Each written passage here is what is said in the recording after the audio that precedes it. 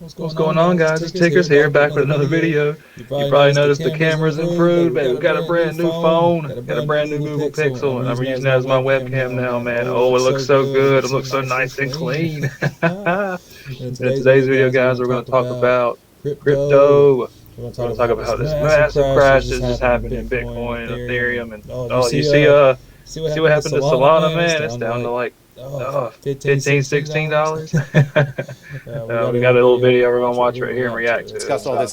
They're saying crypto is going to come out the other side of this. The Blockchain Association Executive Director. Let's see how that goes. Association Executive Director Kristen Smith. Kristen, we've already seen the analysts out there this afternoon saying this is a gut check for crypto as a whole. So is it a gut check or a kick in the guts or what? Well, yeah, first of all, it's great to be here, Eamon. But yeah, this is absolutely a remarkable week in the history of really the entire history of crypto. I don't think anybody saw this coming. FTX was, is one of the. For those of you who missed what happened, FTX just imploded, man. I think the founder of it, Sam Bankman-Fried, CEO, founder, he lost over $2 billion, man. They're having all kind of liquidity issues. They're crunching real bad, man. Binance wanted to buy them out, offered to buy them out, and they said they've already made the deal. They already put a bid out for buying up company. It's sad to see how that goes, but oh man, yeah, the whole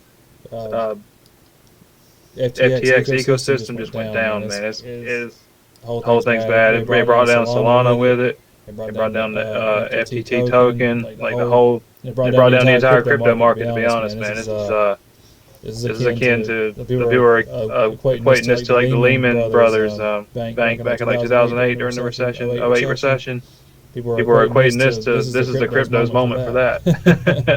Man, I wouldn't go that far. Me personally, I think something like that would be collapsing, like Tether, something like that. But we'll have to see how it goes, man. This has just been a rough year for crypto, man. It's just been awful. But I've just been dollar cost averaging the whole year. I wouldn't go in heavy at any point. Wait for it to bottom out, y'all. The largest exchanges in the world and incredibly active here in Washington. But it's important to remember that crypto isn't about holding money on big exchanges or holding tokens on big exchanges. Crypto is about the ability to hold your own assets, the ability to transfer and make transactions on a peer-to-peer basis without intermediaries. Right. The whole point is it's supposed to be decentralized, right? So you're not supposed to have to rely on these centralized exchanges to have to do your trading and hold your assets for you. That's defeats the whole purpose, right? That's the whole idea of crypto is that you own your assets, nobody can tell you what to do with them. So I agree with her on that one. That's spot on. It's about building new financial infrastructure, and it's about building a better internet. And all of that work is continuing to go on with the developers and the builders and the businesses that are looking at the crypto industry. So it's certainly a step back, both from the market's perspective and from the regulatory perspective. But I do think that crypto is going to come out the other side of this. This is not the end of the industry. It's certainly not the end of the regulatory progress we've been making here. Nope. If anything, I think it'll come out stronger because we're just getting rid of all the trash out there. Let's just keep it real, y'all. We're getting rid of all the crap coins, shit coins. Let's keep it real. Get rid of the shit coins. Get rid of the exchanges that are over leveraged. That got just too much borrowing or too much debt, man.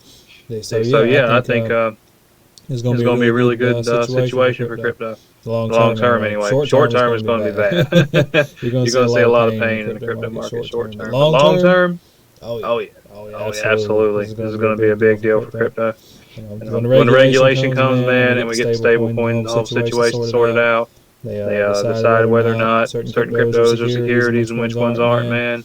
It's another clean path to the moon, man. There's going to be volatility. There's always volatility in crypto, but it's going to be a clean path to the moon. At the Blockchain Association, we have 105 member companies. All of them are incredibly engaged with Congress, with policymakers, in doing the education that needs to be done and advancing good policy solutions. And I think that that work is going to continue when the new Congress comes back in January, and that we will come out all right in the end. Let me talk to you about what you're hearing from your members tonight about FTX specifically, right? I mean, Binance was sort of the buyer of last resort here.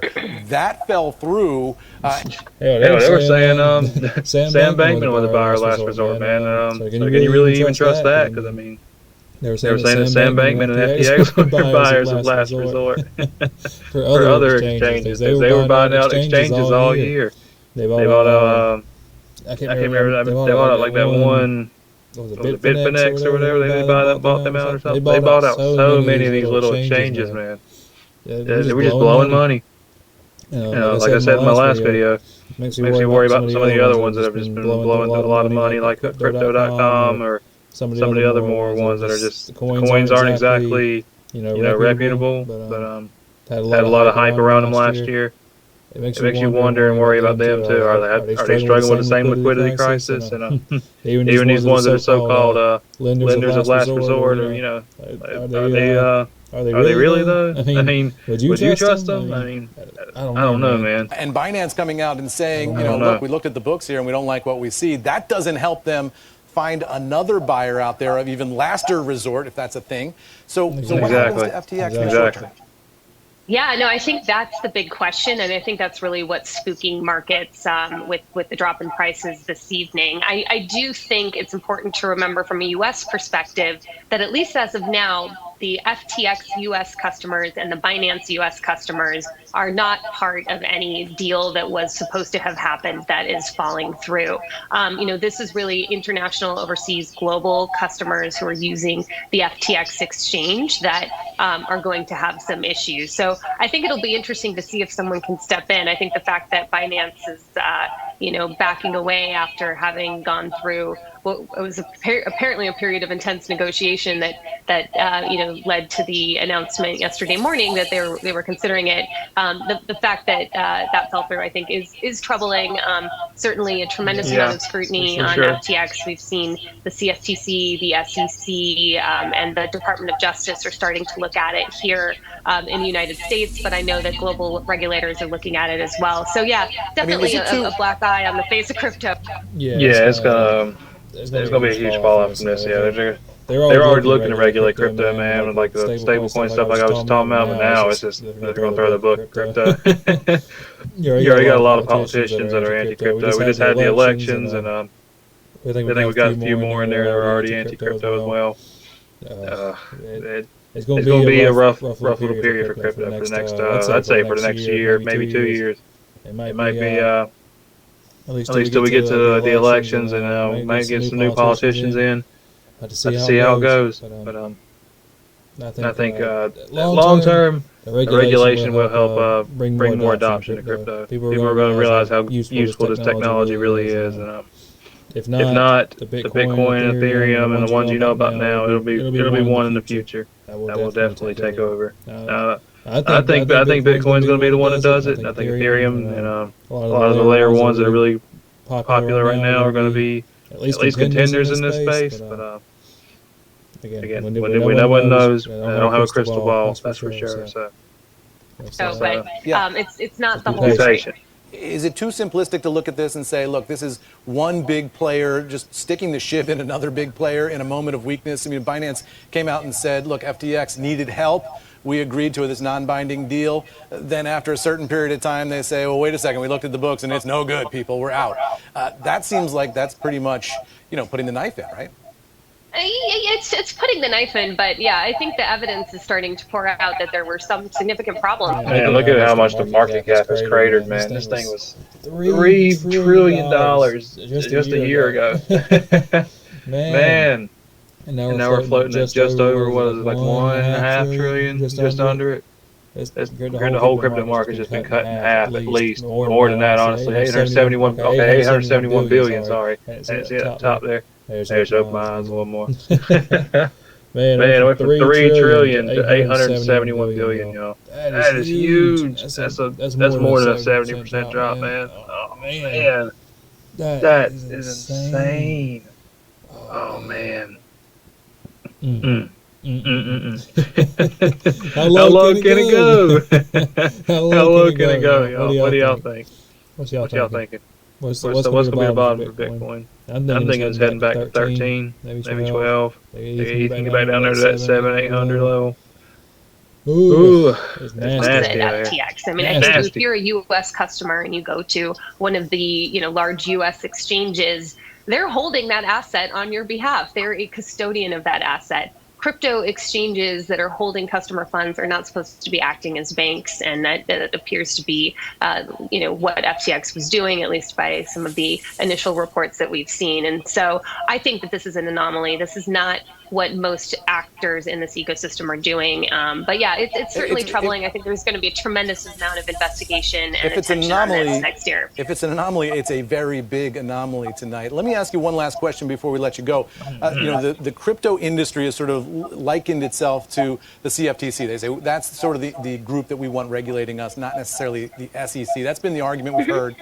Is that where you think this is going to land, or you think the SEC is going to have to get involved now that we saw what we saw today?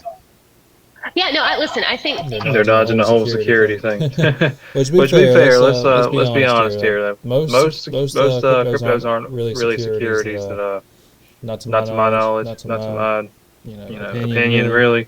But it all comes down to what the SEC says at the end of the day. Gary Gensler and his crew, and they decide that these are securities and need to be regulated as such. And it kind of changes the whole regulation argument for me. That will make things a little more bearish for a good little while. All in all, though, even that would still be long-term bullish for crypto, in my opinion. It would bring some more centralization, which would not necessarily be the greatest thing, but as far as making money, I mean, if they're securities, that's the whole point, right? To make you more money. So, there's good and bad to go around. Either way. Congress wants to pass legislation that gives the CFTC the authority to regulate spot exchanges, like the ones we've been dealing with today. And there are several bills that have been introduced this Congress. Obviously, this Congress is about to come to the end.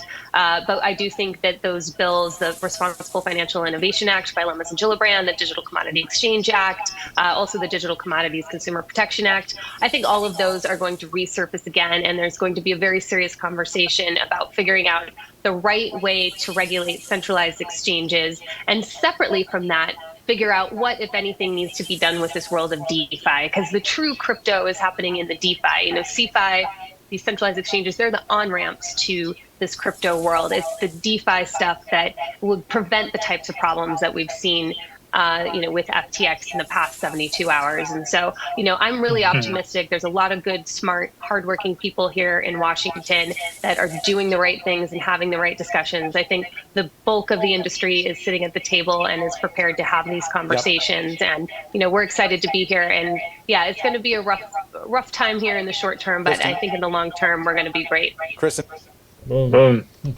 Love it. Couldn't agree more. She pretty much summed up everything I would ever want to say on that. Long term, all this is going to be great news, man. Short term, expect some more volatility, expect some more pain. And we had to wait and see where the bottom is, man. I was saying all the way up until this happened that we might be at the bottom. I didn't want to call it because something like this will always happen as soon as you feel like you're at the bottom. And sure enough, it did. But anyways, guys, it's a new setup on the video, new webcam. I'm hoping this video comes out pretty good. We'll have to wait and see how it goes. But we'll catch you guys in the next one. And we're going to put out a new video tomorrow. We'll put out new videos every day if I can manage it. So like and subscribe if you enjoyed the video.